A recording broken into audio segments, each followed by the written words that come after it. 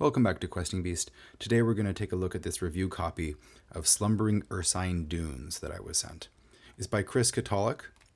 Hopefully I'm pronouncing his name correctly. And it is a Labyrinth Lord adventure for levels 2 through 4. A Labyrinth Lord being a retro clone of Moldvay Basic D&D, or Basic Expert D&D. So it's a fairly short adventure. It is a point crawl instead of a hex crawl. And it is described as a Slavic mythic inspired with an acid fantasy twist mini sandbox. It's a bit of a mouthful, but its main point is that it is a point crawl. So there's some major locations all linked with roads or passages, and you simply go from node to node experiencing what they have instead of a totally open hex crawl adventure. Now, this makes it a little bit easier to run than a hex crawl because it's more guided, but it remains a sandbox in the sense that you can go anywhere, experience things in any order, and there are a lot of NPCs and events to encounter. So let's take a look inside. It starts off with a welcome to the dunes, explaining the setting, which is a coastal region covered with huge, towering magical dunes. So tall that they are virtually impossible to climb over, leaving people forced to take the roads and paths in between the dunes from one point to another. So that explains how the point crawl makes sense within this little setting. There's a myth about how the dunes came to be here.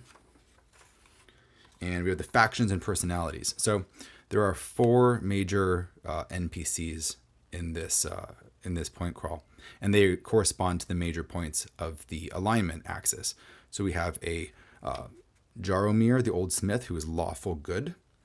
We have Medved the master, who's chaotic good. So they're more or less aligned with each other, being good, but they have very different points of view about how to deal with the world. Each of these has the relationship to the other factions and the relationship to the party, which is great because it helps you run it more easily.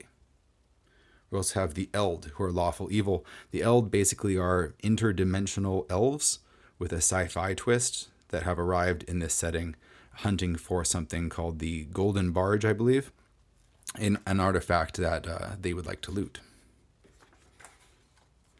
And we have Andre the Reaver, who is a were-shark and is chaotic evil. So a lot of these names are definitely Slavic inspired, and there is a pronunciation guide here to explain how you would say their names. I love the description of Andre as well. He is a weird dude. So it says Andre will gladly make common truck against the master, promising the party the moons if they are successful, all the while attempting with all his mental might to restrain his natural impulse to kill them immediately. If the party is actively working for his interests, he may gift 20 to 200 gold pieces to them per visit as a small incentive package, although there is a 30% chance that on every time that he just can't help himself and attack them. So he's chaotic evil. That makes sense. We have how do the big ticket NPCs talk? That's fantastic because you can actually adopt their mannerisms in a very smooth and easy fashion. We have a rumor table, great for planting hooks all over the place. 20 of them. And we have a general critter encounter table to keep your world feeling alive and vibrant and in motion. We have stuff like centaur toll collectors, giant ant lions, sand snakes, giant hawks, lizards, werebears, black bears, eld recon parties, mountain lions, etc. There's a lot of weirdness and a lot of animals in this setting. So here's our map. There are, I believe, 25 nodes that you can go through. And each node is supposed to be 30 minutes apart. So this isn't a huge setting, right? It's fairly small. You could go from one end to another in a couple of hours of game time. But I assume it will take longer since you'll be dealing with encounters here and there. And there's a lot of obstacles in between.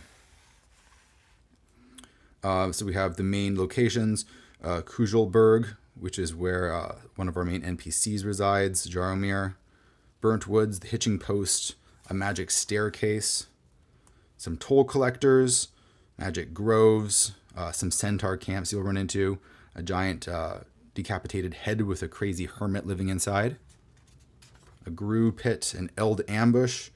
We have a cairn that you can invade and find a crazy monster inside you'll have to deal with. Ironwood Grove, Reaver Campsite. The Golden Barge and the Glittering Tower here are two major dungeon-like sites, and they're detailed further on in the book in more detail. So we have a Barreling Holy Site, Eroded Dunes.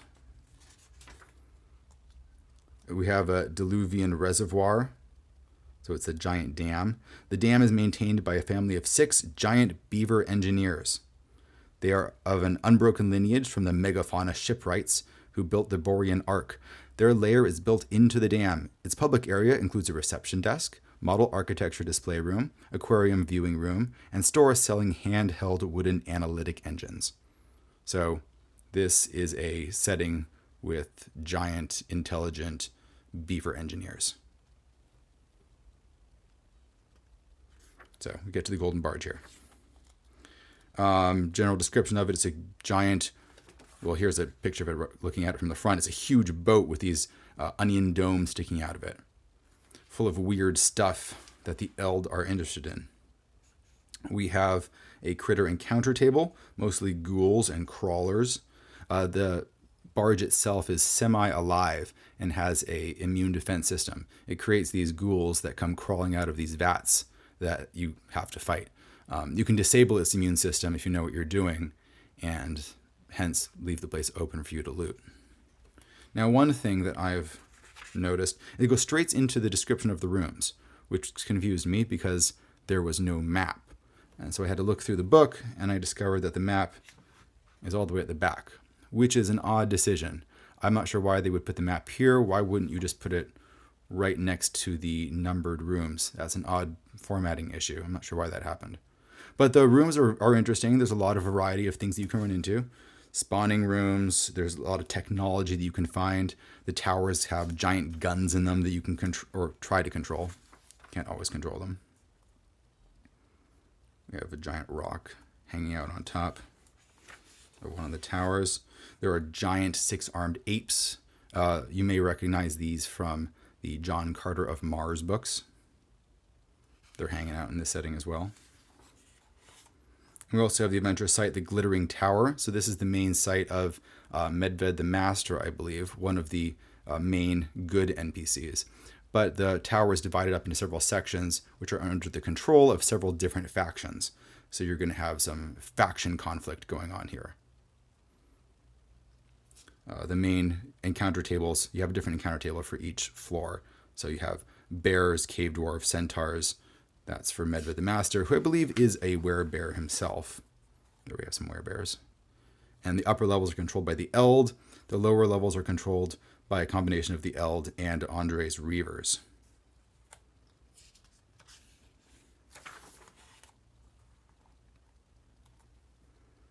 Trophy rooms, hoarders rooms, general description of the place. Again, we have all of the numbered rooms here, but the map of it is back here. That's a little odd. You might want to print it out separately and keep it off to the side. Maybe key it yourself. That might make it a little bit faster to run. We have the dungeon level underneath the tower itself. It's a typical dungeon, and this whole module, or this whole tower, can easily be yanked out of this book and placed in another setting if you prefer. So it's a little dungeon that you can just steal. Always great to see.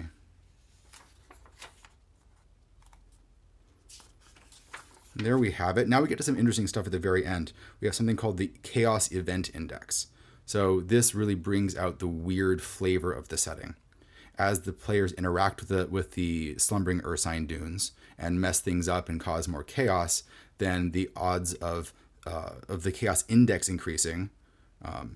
We have 3 to 5, 6 through 9, 10 to 14. You keep track of what the chaos index is, and that's going to create random events that are weirder and weirder and weirder as things go on. A great way to escalate the setting and keep players on their toes. So here are some ways you can affect the chaos index. Killing major characters will do that. Destroying Eld machinery, taking out 5 or more minor faction players, cast a 3rd level or higher spell. So casting high level spells will start messing up the atmosphere around the dunes. And we have a bestiary, so how to run the Eld, the interdimensional elves I mentioned. We have some optional classes that you can play, like cave dwarfs, crawlers, ghouls, grues, pilgrims, polivics, soldier bears, slothrogs,